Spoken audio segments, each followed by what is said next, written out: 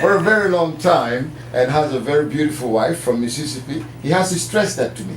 I met this lady from Mississippi. But it's all good, it's nice. She's a lovely lady. Welcome to our show. And this is Mr. Samuel H. Pieh. How are you, sir? I'm doing very well, Brother Shola. Yes, sir. I am glad to have you in the studio, and you're visiting Atlanta. You visited so many African countries. But before we go on to that, tell me about your Meet South Africa link. What's this link all about? Thank you very much, Brother Shola and Madam Mfon and Brother Pesima. It's a real pleasure to be here.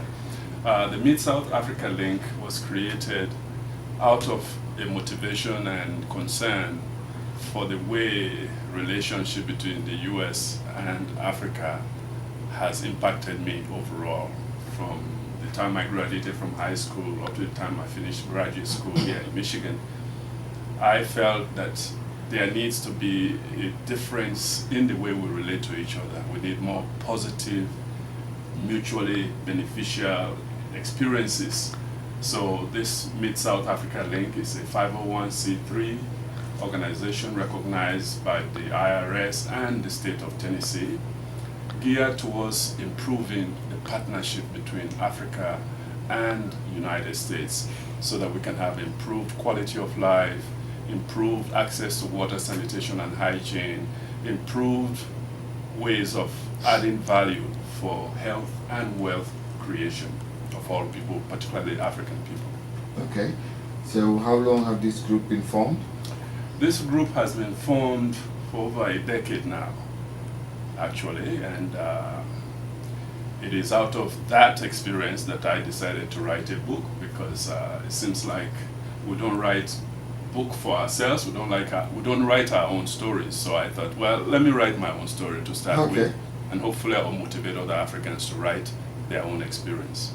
And what's the name of that book, the title? Actually, it's an autobiography.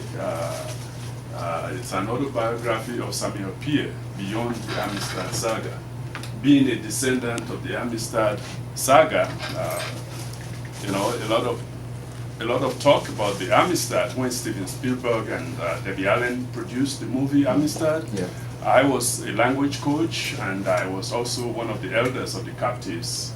And oh, you were in the movie? yes, I was in the movie. So when you look at the movie Amistad, I'm going to have to go look at that movie today. Yes. Make sure I'm going to, yeah, sorry. Yes.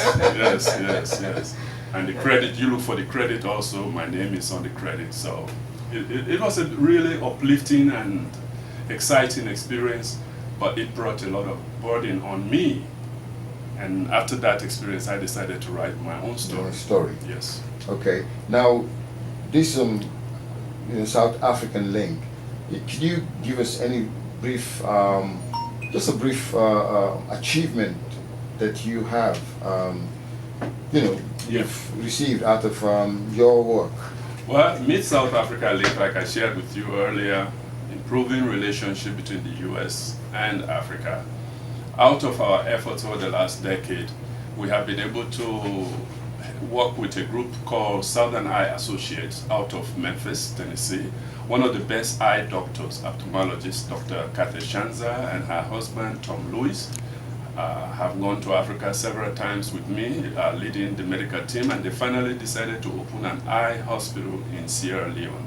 If you go to Sirabu, which is in the southern part of Sierra Leone, you'll find out that there is a first-class eye hospital that has been established, and they treat all kinds of eye diseases, eye problems, and corrective lenses free of charge to Sierra Leoneans, Guineans, and Liberians who come there.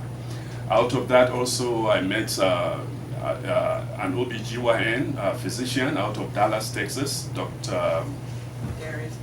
Darius Maggie, who has opened a women's hospital in Bo, Sierra Leone, treating the women's ailment, which has really isolated and neglected women with fistula problems. It's a gynecological problem, and if you go there at the hospital, Fistula Foundation, West Africa Fistula Foundation, you can get treatment for that as well.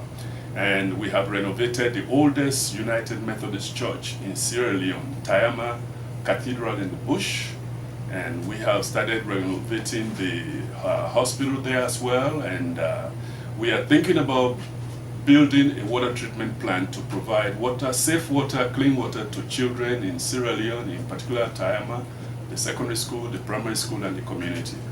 So we have also, over the years, through my dialogue with people like Heather, who has brought me here today, Heather Gray, who has been very active in the Federation of Southern Cooperatives and the radio and the Land Assistance Fund, and also this radio station. She has been giving me a lot of information about food security, like the urban farming and the other radio programs. And we just happened to talk about radio programs. I said, you know, a radio program would be a good asset if we can have radio program in Sierra Leone and Ivory Coast, where we can bring young people and community people to express themselves and to share information and to motivate people to take actions, do whatever is necessary to improve the knowledge, the attitude, and the behavior of people so that they can take responsibility to change their own way of life. Those are some of the things we're hoping to do. And Heather and I thought linking with you guys here and other community groups in Georgia, Alabama, or the southern United States, we can really harvest the synergy to be able to show people that yes, change can take place even in Africa. Change can take place anywhere where you have committed people who have a common focus, who are willing to make a difference in the lives of others. Great. That's a lot of work. I know it's not an easy thing to do. But give us just a short and brief about your experience in traveling, your displeasures, and what you think should be done with some of the stuff that you found out during your travel in Africa. Brother Shola, I just thank God. He has been so good to me. Since I married my wife, Clara, from Mississippi, we have been blessed with 3 boys. See, he has to talk about that Mississippi. Yeah. I really think every African should visit Mississippi, because for me, coming to Mississippi after graduating from University of Michigan opened my eyes. I saw things that were identical or similar to what was going on in Sierra Leone. I saw sewage running behind the homes there. I saw cities that did not have access to safe water. And I remember when I worked with Community Resource Group, it's a non-profit where we worked. I was representing CRG in Tennessee. The congressman of Alabama, Bobby Singleton, was representing the CRG in Alabama. And we used to meet every quarter. And having done that and seeing the transformation that has taken place in Mississippi, Sugar Ditch was regarded as the third world of America. And there was no water, there was no safe water, but today you go there, you find out that people have decent housing, decent water supply and sanitation. And you see employment for the people, the community is blossoming. So it gives me hope that if it can happen in Mississippi, it can happen in Sierra Leone as well, it can happen in other parts. And my wife and I have gone and worked in Mauritania for 2 years. We went to work in Tanzania for 1 year. We went to work in Sierra Leone for 2 years. And then worked in Liberia for 4 years. And we just finished 2 years in Ivory Coast. To me, Ivory Coast has given me hope that definitely transformation will take place. Positive transformation can take place in Africa. And I encourage anybody who wants to look at Africa to visit Côte d'Ivoire, Abidjan, and see how that transformation is taking place. The leadership and the vision and the collective responsibility of the young men and young women in that country has given me hope. In fact, I teach English. I used to teach English to the young people in Abidjan. And one of the ways I try to transform their English speaking skills was to discuss things that are relevant, current. And one of the things we discussed was immigration and migration process.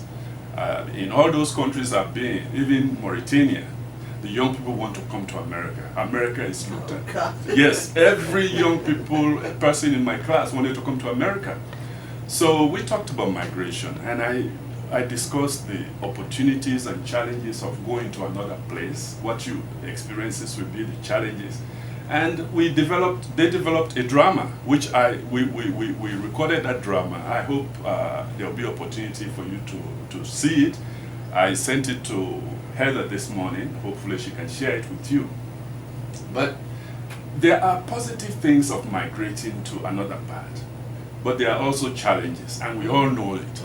So how you manage those opportunities and challenges, that was my focus, to teach them English. And I would like for you and your listening audience in Georgia to consider partnering with Mid-South Africa Link. Let's bring some young people in Ivory Coast and Sierra Leone to come and visit your radio program for a short time.